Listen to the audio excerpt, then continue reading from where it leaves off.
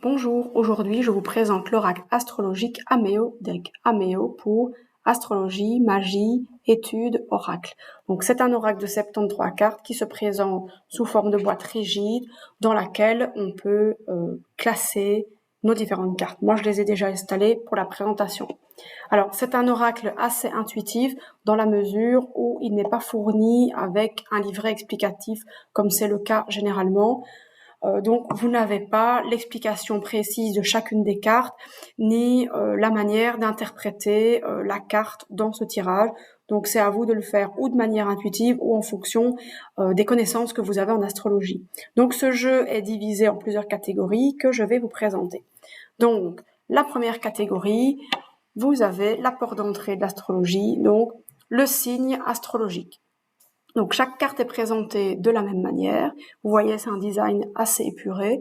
On a le glyphe, on a le symbole de l'élément, on a le nom du signe astrologique, on a quelques mots-clés et puis on a la planète de référence du signe astrologique.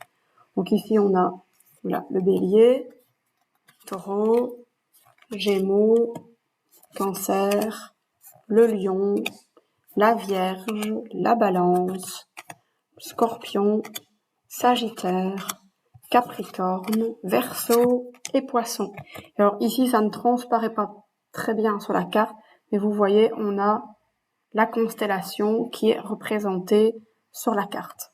Donc pour les personnes qui veulent faire ça de manière intuitive, avec les éléments dont on dispose, plus quelques mots-clés, on sait faire une analyse intuitive. Si vous avez des connaissances en astrologie, cette carte peut être prise comme un aide-mémoire. Voilà, moi quand je fais l'analyse d'une carte du ciel, d'un thème astral, plutôt que d'aller fouiller dans chacun de mes livres et d'extraire des données. Mais voilà, je reprends cet oracle-ci, je tire, tiens, par exemple, il est bélier, qu'est-ce qu'on me dit sur le bélier? Avec déjà cette carte-ci, j'ai toutes les informations qui arrivent de manière plus fluide et plus naturelle que si j'ai rien devant moi, puisque ici c'est assez visuel. Donc première catégorie, on a les signes astrologiques. Deuxième catégorie importante, on a les planètes. Donc si je reprends la première carte, vous voyez ici, la planète, c'est la même que celle-ci. Et donc, du coup, on a la même chose. Un design épuré, on a le symbole, le nom de la planète, quelques mots-clés, et ici on a la personnification de l'énergie principale de la planète. Donc Mars, on va avoir l'amant, l'amoureux. Vénus, on va avoir l'amante, l'amoureuse. Puis après Mercure, on va avoir le messager. La Lune, la mère, l'épouse. On va avoir le Soleil, le père, l'époux, et ainsi de suite pour Jupiter, pour Saturne, pour Uranus, pour Neptune et pour Pluton.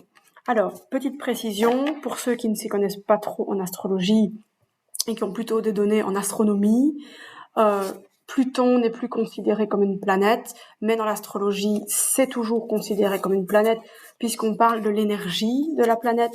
Et alors, la Lune et le Soleil, qui sont deux luminaires, sont aussi dans la catégorie planète, même si on sait que la Lune n'est pas une planète et que le Soleil n'est pas non plus une planète, mais en astrologie, ça fait partie de la même catégorie. Alors, quand on étudie en astrologie, on fait toujours une analyse en signes, en planètes et en maisons. Donc, on a 12 maisons. Ici, vous voyez, le symbole du bélier est représenté sur la maison 1. Et donc, du coup, on a la maison 1, on a la constellation, le symbole du signe, et puis on a quelques mots-clés. Pareil pour la maison 3, voilà, pour la maison 2, pour la maison 4, la maison 5, la maison 6, où vous avez à chaque fois, si vous voyez, voilà, ici vous avez à chaque fois des mots-clés qui représentent l'énergie principale de la maison. Alors, en sachant que en astrologie, une maison, ça représente un aspect, un pan de notre vie.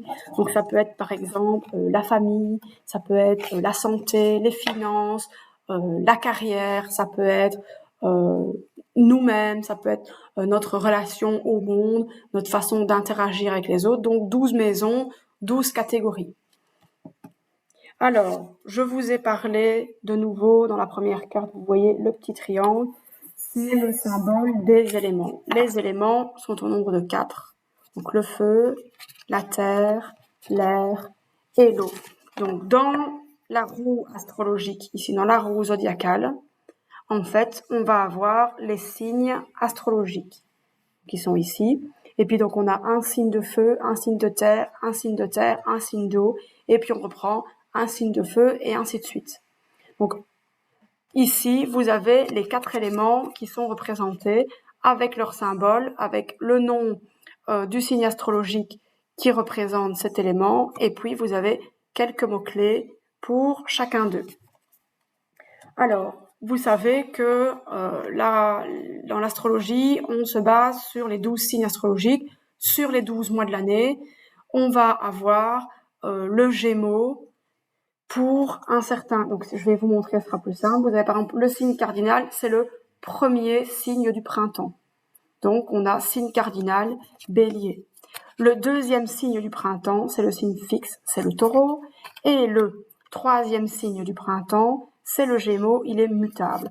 Et c'est ainsi de suite pour tous les signes astrologiques. Donc on prend le début de saison, c'est cardinal, milieu de saison, c'est fixe, fin de saison, c'est mutable. Et puis, on recommence.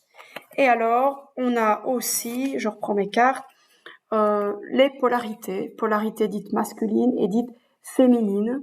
Donc là, c'est un signe sur 2, c'est le yin et le yang. Et donc, vous voyez toutes les informations. Déjà, on a les éléments fixes, cardinal, mutable, et puis si c'est polarité féminine, polarité masculine.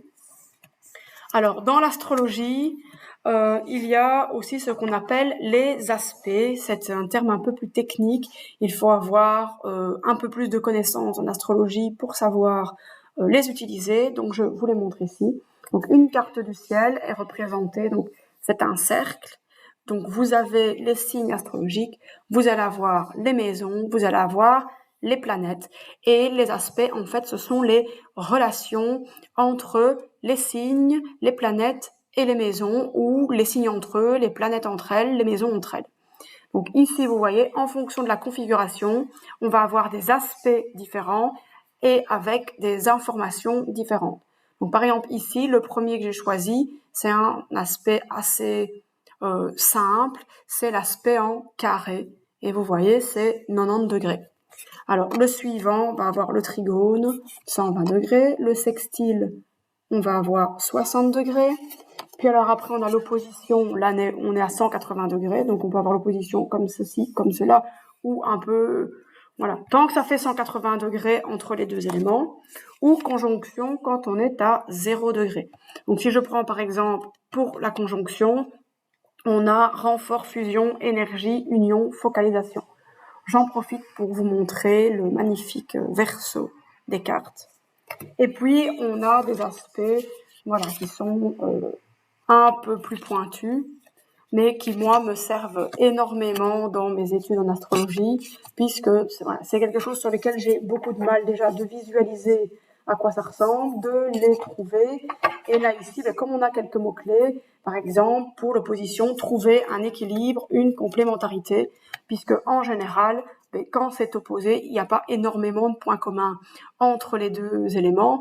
Et donc, justement, ça nous invite à chercher une complémentarité. Qu'est-ce qu'il y a qui peut, quels sont les points communs qu'on peut avoir entre l'élément qui se trouve ici et l'élément qui se trouve ici, ou qu'est-ce que l'élément qui se trouve ici peut apporter à cet élément-ci. Ça peut être très intéressant de se dire, tiens, moi je suis plutôt tel signe, l'autre signe est complètement opposé, qu'est-ce que je peux aller chercher, qu'est-ce qui peut m'aider. Voilà, donc c'est très intéressant. Alors, la dernière catégorie, c'est la catégorie, voilà, moi je l'appelle un peu catégorie spéciale, qui ne rentre ni dans les signes astrologiques, ni dans les maisons, ni, dans les signes astrologiques, dans les maisons, dans les planètes. Ce ne sont pas les éléments et ce ne sont pas les aspects.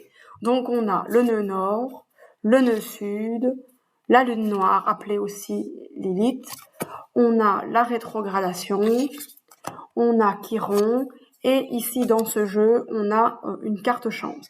Alors personnellement, je n'utilise pas la carte chance, mais on pourrait la personnaliser. Par exemple, dans les aspects, on ne parle pas du iode, on pourrait écrire le iode, et faire des annotations sur cette carte. Donc ça, libre à vous ou de l'utiliser ou de ne pas l'utiliser. Vous voyez qu'une fois que je vous montrerai toutes les catégories, mais ça fait quand même déjà énormément d'informations. Donc voilà, donc les signes astrologiques, les planètes, les maisons, tout ce qui concerne les 4 éléments, tout ce qui concerne les aspects, et puis ici voilà les cartes catégories que je nomme catégories un peu spéciales. Donc du coup voilà, je vous ai remis voilà le jeu en entier. Et alors il reste une dernière catégorie. C'est la catégorie qui est divisée en deux. Donc on a d'abord les possibilités de tirage, les idées de tirage, ou pour ce jeu-ci ou pour un autre. Donc vous avez le nom du tirage, la disposition des cartes, et puis vous avez l'explication. Donc là on a le tirage en T, on a le transit, on a le stellium. Là ici vous voyez on a deux plus petits tirages, on a la chute et l'opposition. Et là, voilà, on a le grand carré avec plus d'informations. Et alors, pour les personnes qui veulent en savoir plus sur l'astrologie ou qui en savent déjà plus, un autre petit aide-mémoire très intéressant. Donc, pour ces deux cartes-ci, vous voyez, on va avoir donc les éléments, les signes éléments, le numéro dans la roue zodiacale et quelques mots-clés. Et là, ici, on va avoir le lien entre, voilà, signe fixe, signe cardinal, voilà, signe mutable comme je vous ai montré, et par rapport aux maisons, par exemple ici, maison angulaire, quels sont les signes et quelles sont les maisons. Et puis alors après, on a des informations supplémentaires sur les planètes et les signes entre eux, donc exil, maîtrise, exaltation et chute. Ça rejoint un peu les aspects dont je vous parlais tantôt, à savoir que ici, moi, dans la version de mon jeu, il y a une erreur d'impression. Et donc, par exemple, le soleil, il est en chute, c'est avec la balance. Donc ici, en fait, tous les signes sont inversés. Donc, ou vous faites comme moi et vous le laissez comme ça, ou vous faites des annotations directement, ou vous collez un petit papier avec vos rectifications. Donc voilà, je vous ai présenté tout le jeu. Vous voyez toutes les informations dont on dispose avec ce jeu-ci. Donc il est très facile à utiliser. Voilà, les cartes glissent bien. Donc pour les mélanger, voilà, certaines cartes, on va dire, ça se plie un peu. Ici, c'est assez naturel, c'est assez fluide. Voilà, donc c'est un jeu que j'aime énormément. En plus de l'idée une très jolie boîte, et comme c'est une boîte rigide, on peut la transporter sans risquer d'abîmer les cartes.